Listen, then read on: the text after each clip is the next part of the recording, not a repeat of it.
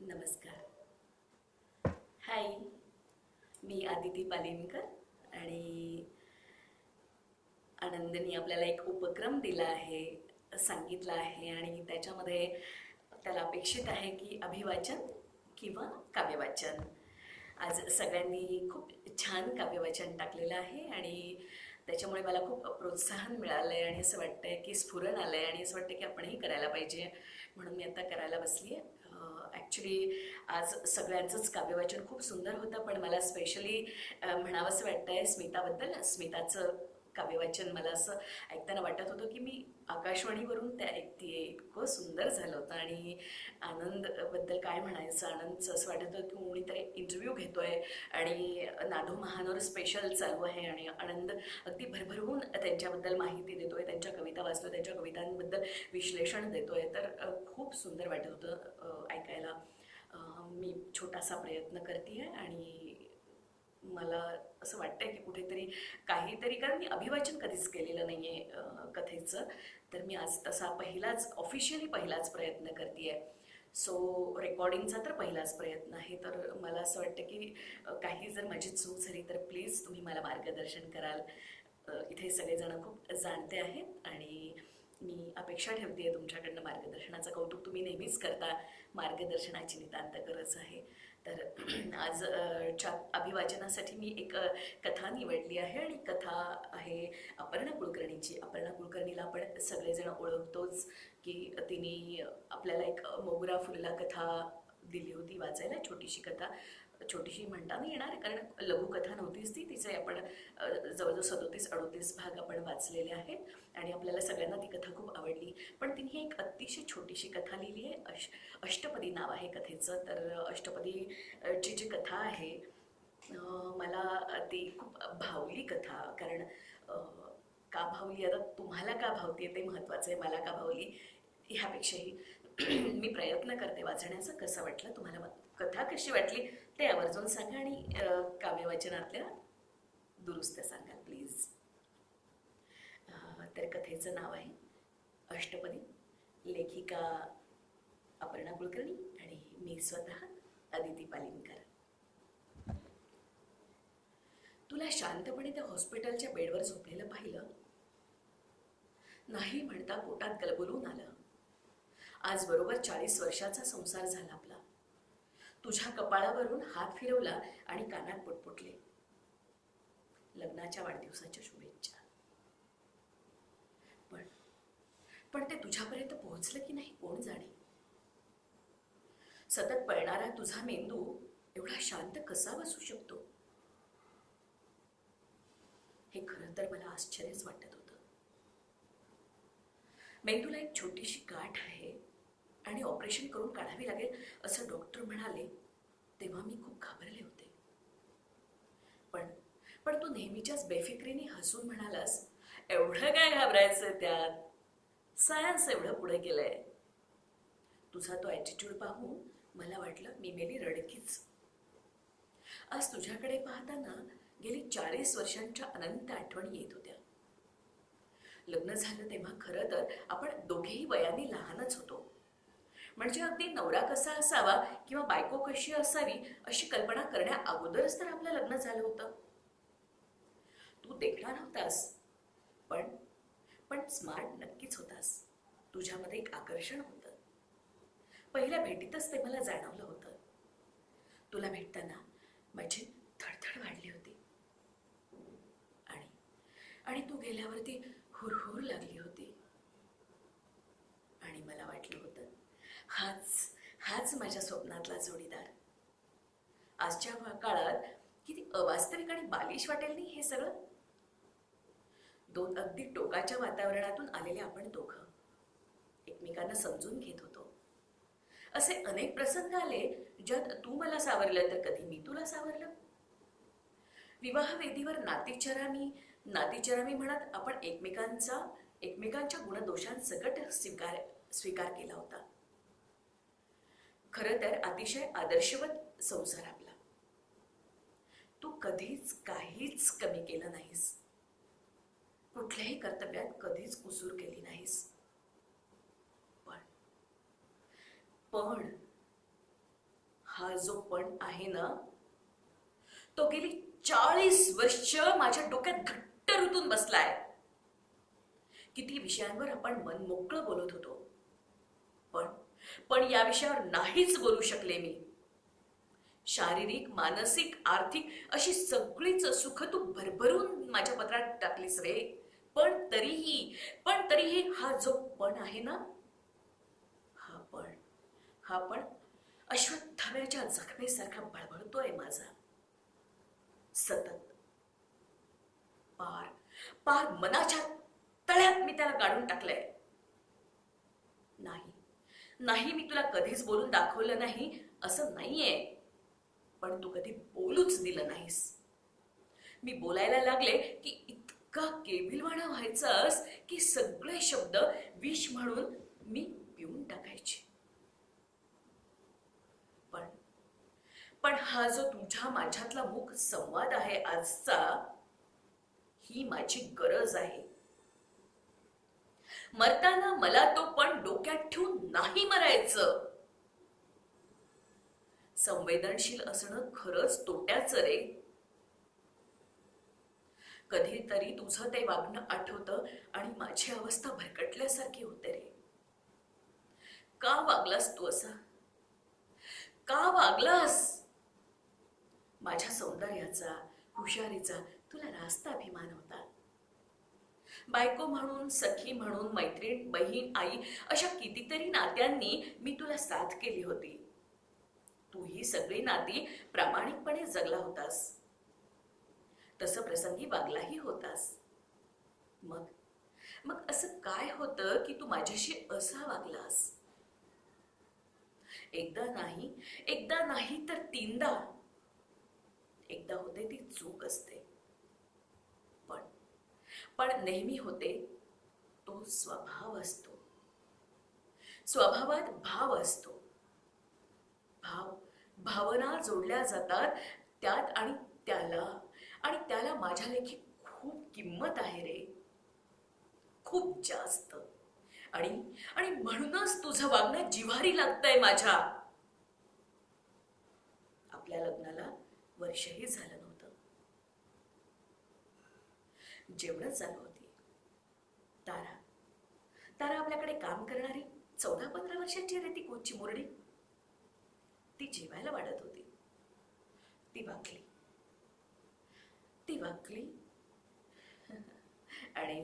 आणि तिच्या फाटलेल्या नशिबाने तिची लज्जा उघडी टाकली.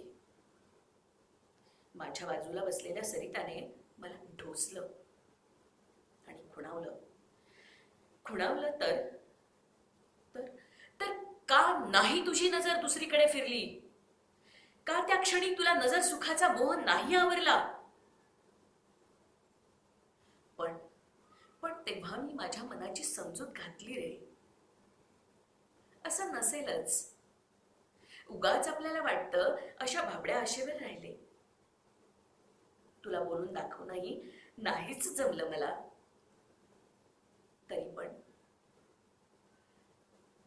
तरीही हा पण डोक्यात राहिलाच कुठेतरी माझ्या. सुजित तुझा जवळचा मित्र, अगदी यार तुझा. कंपनीत लागल्या दिवसापासूनची तुमची मैत्री. आपली लग्नही आगेमागेच झालेली. सानिका त्याची बायको. आम्ही दोघीही आपसूक मैत्रिणी झालो. सततच्या भेटीगाठी, एकत्र फिरायला जाणं आपल्या दोघांचेही संसार बहरले होते. आयुष्याला स्थिरता आली होती. रोजच्याच जगण्याचा कधी कंटाळा येई. मग 4 दिवस कुठेतरी फिरून यायचा बेत ठरे. मुलंही खुश होत असत. असंच एकदा ट्रिपला गेल्यावर रूम अवेलेबल नाही म्हणून एकत्रच झोपलो आपण सगळे. आणि मध्यरात्री खुसफुस ऐकायला आली म्हणून सावध झाले. सावध होऊन जागे होऊन पाहते तर काय तुझी चुळबुळ चालू झाली होती. अचानक ती वाढली. बाजूला सानू शांत झोपली होती. माझी झोप उडाली होती. तू मला जवळ घेतोयस असं भासवून सानूला स्पर्श करू पाहत होतास. इतका बेभान झाला होतास की की वाटलं एक वेगळाच तू तुझ्यात आलाय, अंगात आल्यासारखा. सगळं बळ एकवटून तुला झिडकारलं. दुसऱ्या दिवशी माझी नजर टाळत होतास. त्यानंतर एकत्र असताना कधी झोप आलीच नाही. आणि पण ऋतून बसला काट्यासारखा. त्याचं कुरूप झालं ते हल्ली. 15 वर्षांनी लहान असलेल्या शेजारणीच्या प्रेमात पडलास तेव्हा. खरं तर गद्धे 25 म्हणतात, पण 50शीत जास्त गाढवपणा करतात का लोक? तू वागताना कधीही वेडवाकडं वागला नाहीस. तिलाही याची कल्पना न यावी इतकं सफाईदार खोटं तू वागत होतास. पण हल्ली तुला छान दिसावं असं वाटू लागलं. तिला सहज म्हणून मदत करण्यासाठी धडपडलं. व्हॉट्सअपवर तिला मेसेज न करताही तिचं अकाउंट काढून उघडून बघून ते न्याहाळणं. तू कितीही हुशारीने वागत आलास तरी माझ्यापासून लपून राहिलं नव्हतं. बोकाळ डोळे मिटून वास घेतो तेव्हा त्याला वाटतं की आपल्याला कोणी पाहत नाहीये, पण मांजरीच्या नजरेतून काहीही सुटत नसतं रे. या सगळ्याच गोष्टी मी कोणाशीही बोलू शकत नाही, पण तुझ्याशी एकदा हे सगळं बोलायचंच होतं. नाही, मला असं अजिबात म्हणायचं नाही की माझं तुझ्यावर प्रेम नाही. तसं नसतं तर 40 वर्ष संसार होण्यासाठी दुसरं काय कारण आहे? सप्तपदी नाही, मी अष्टपदी घातली आहे. आणि 8वं पाऊल टाकताना तुझं माणूसपण मान्य करून तू चुकल्यावर माफ करून तुझ्या बरोबरच पुढे चालेल असं ठरवलंय. पण तरीही एवढ्या समंजस शहाणपणानंतरही पण कधीतरी डोकं वर काढतोच रे. आणि कळ उठतेच. यात माझा पराभव वाटतो मला. आणि तो पराभव जास्त जिव्हारी लागतो. तुझं सर्वसामान्य असणं माझ्या प्रगल्भतेवर मात करतं. आणि का पण हा प्रश्न भूत होऊन मानगुट्टीवर बसतो.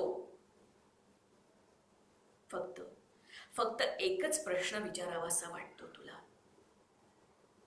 या तुझ्या पुरुष सुलभ चुका मी ज्या सहजपणे सोडल्या तितक्या सहजपणे तू माझ्याशी वागू शकला असतास का? माझ्या आयुष्यात नसतील आले का मोहाचे क्षण? सारासार प्रेम नाही तुला का नाही करता आलं? अष्टपदी दोघांनी चालायला हवी ना? अष्टपदी दोघांनीही चालायला हवीये ना रे बरोबर? एकाचं पाऊल पुढे पडलं मग ते मोहाच्या दिशेने का असे ना तरी दुसऱ्याचा तोल जाणारच ना रे. पण मी तोल नाही ढळू दिला आणि ढळू देणार नाही. खरं सांगू, मीही प्रेम करतेच तुझ्यावर, तुझ्या गुणदोषांसकट.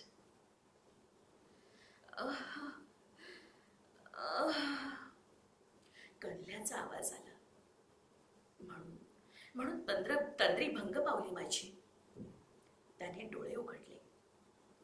मी त्याच्या डोक्यावरून मायेने हात फिरवला. तो फिकटसा हसला. माझा हात हातात घेत म्हणाला, चुकलंय माझं खूप.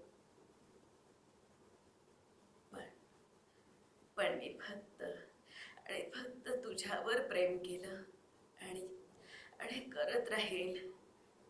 विश्वास ठेव. खिडकीतला खिडकीतला गुलमोहर थरथरला. माझे मन तुझे झाले अशी अवस्था झाली. मी मी डोळे घट्ट मिटले होते. डोळ्यातले अश्रू त्याच्या चेहऱ्यावर पडत होते. त्याचा चेहरा डवरलेल्या गुलाबासारखा भासला मला. हसत म्हणाला, वेडाबाई, रडतेस काय? मी बरा आहे, एकदम बरा आहे. आज आज एन्जॉय करायचं. हॅपी हॅपी ॲनिव्हर्सरी जान. दूरवरून सुरावट रेंगाळत गेली. मुझे जान कहो मेरी जान.